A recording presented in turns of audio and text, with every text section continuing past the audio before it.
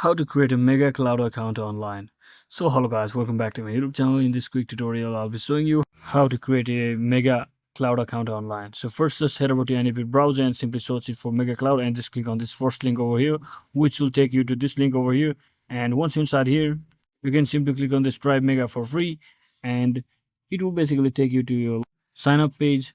And here you just have to click on this, fill up the information, and basically fill up all of your first name, last name, details such as email address, password, and just re-enter your password and just click on this both of these check marks or check boxes and just click on sign up.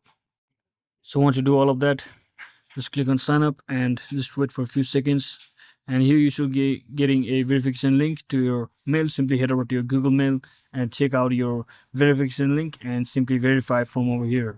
As you can see, I will now simply activate my account, and just like that, I will be redirected to new mega page, mega cloud page, where I will be heading over to confirm my account once again for the last time. And you can actually decide to save or never save your password if you are using this browser more often.